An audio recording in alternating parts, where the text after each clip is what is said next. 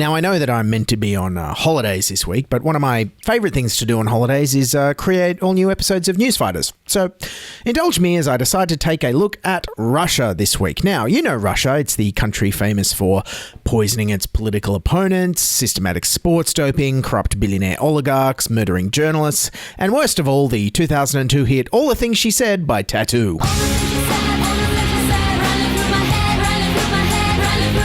Now, Russian President Vladimir Putin has been more or less in charge for 21 years now, and despite all the dead journalists and opposition leaders, he has managed to keep one tradition alive, and that's having an annual, over-the-top TV call-in show called Direct Line with Vladimir Putin. The marathon phone-in session has become one of Vladimir Putin's annual showpieces.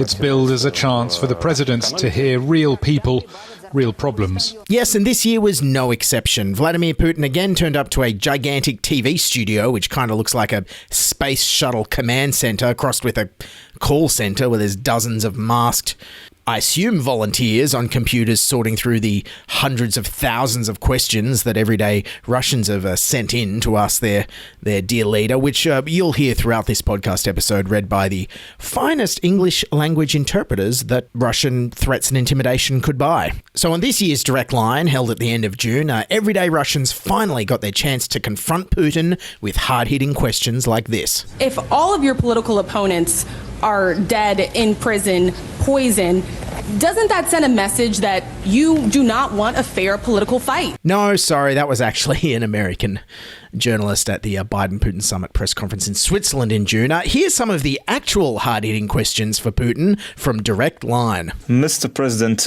what is the secret of happiness? What are your dreams? What's your stance on diets? What kind of games did you like to play when you were young? Who irons your shirts and prepares your clothes? Whoa, not sure how he's ever going to recover from that grilling. I mean, as Putin himself says, accountability is key. Yes, and as Putin also says about the Direct Line show, the most relevant issues are being selected. Yes, only the most relevant issues. I mean, it's 2021. It's not like the old Soviet days. Surely people aren't going to be phoning in with boring questions about potato prices. Another question is about potatoes. How did this price even happen? Oh, and boy, do not get Putin started on potatoes. Yes, potatoes, carrots, something we use to cook borscht.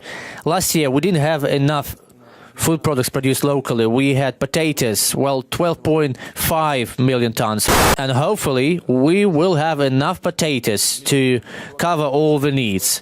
And by the way, in terms of wheat, we now are trying to hold the prices on bread. Well, look, say what you will about the Australian political leadership at the moment. At least Scott Morrison hasn't also botched the potato and bread rollout on top of the vaccine rollout. Let's not put Greg Hunt in charge of the wheat harvest, or we could be in real trouble come hot cross bun time. And speaking of COVID vaccines, these were also a hot topic during the call-in show. See if you can guess why that might be. Russia recorded a record 669 COVID-19 deaths in the last day.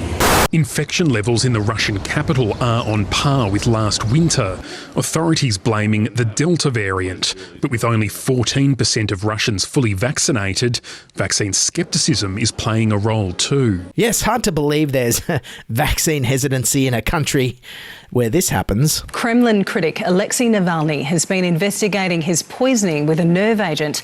He's revealed he phoned the Russian spies suspected of trying to kill him to try to get them to confess.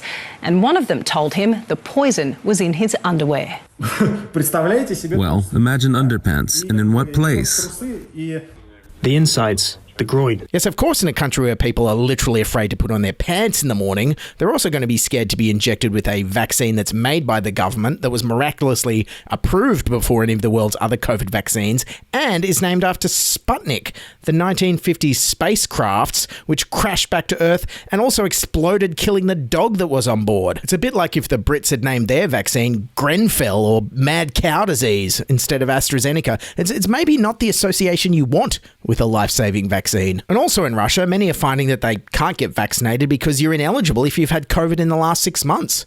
And that seems to be a lot of people, including one of the co-hosts of Direct Line herself. And I do recommend to take a shot. And did you?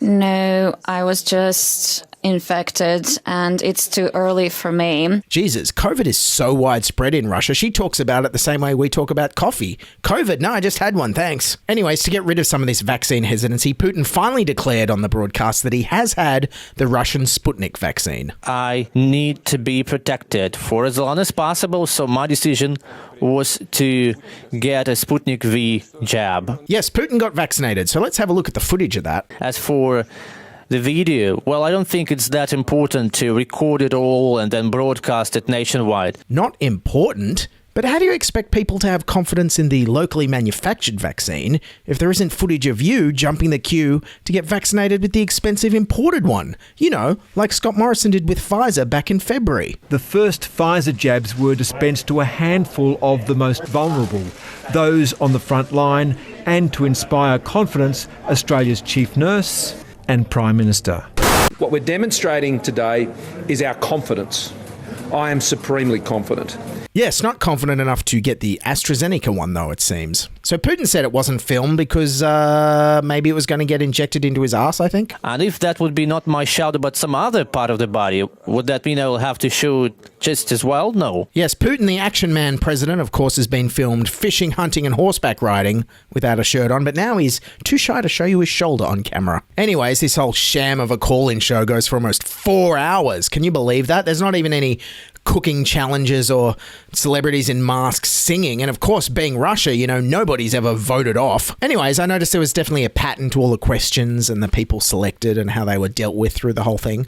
It kind of went like this. First of all, disenchanted Russians from across the country would ring in with local grievances about everything from price gouging to underpayment of wages to unpaid benefits to environmental degradation. Here's a quick cross-section of people's complaints to give you an idea of what kind of a failed state Russia appears to be right now. Salaries of firemen should be at least as high as the minimum wage. Please, it has not been implemented correctly. Could you please deliver vaccines to the Donetsk and Luhansk republics?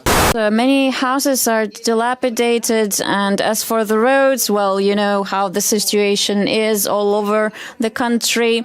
The depth of potholes sometimes reaches meters. For example, in our municipality, there are 2 chemical lakes. The sewage system is in terrible state. And we have so many problems. We would like your help. Yes, help us, Vladimir, they say. We've approached all the corrupt local officials and they just ignore us. When we try to contact the authorities, they tell us that everything is in order, everything is fine. We have approached all kinds of authorities, and everywhere we got the same answer. I contacted the governor and all the relevant offices, and no one can tell me. And then Vlad says 2 things. First, I can't believe this is happening. This should not happen. The numbers that you spoke about are just baffling. It is illegal to deny him these benefits. And I believe this was not the right decision to make. Then Putin says, well, leave it with me. I'm going to reach out to the local authorities and make sure this gets looked at. Now, we'll talk to the regional authorities. And I assure you, I'm going to talk to the head of the republic about that. And I will talk to the governor of the region. That's something your governor should be in charge of. And I will make sure that he will be in charge of this problem. There is no such problem. It's just gone away. And who knows if any of these problems even get fixed. There's no Putin's Direct Line Revisited episode where they catch up with the original contestants to see if their back wages got paid or their acid lakes were cleaned up.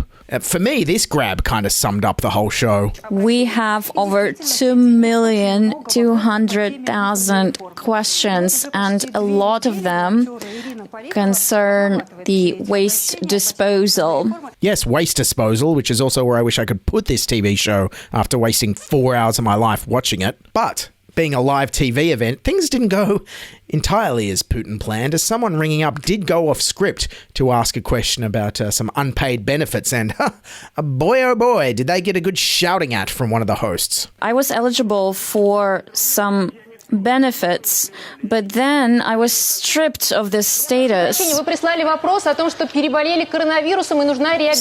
but you sent in a question about rehab after coronavirus? Yes, both. Yes, if I was that guy, I would be checking my underpants very carefully for the next 20 years. Anyways, at the end of the almost 4-hour whinge fest where nothing got fixed and many annoyed fingers were waved, it was all declared a massive success. Okay, just a couple of words about how much our volunteers have accomplished during this direct Q&A session.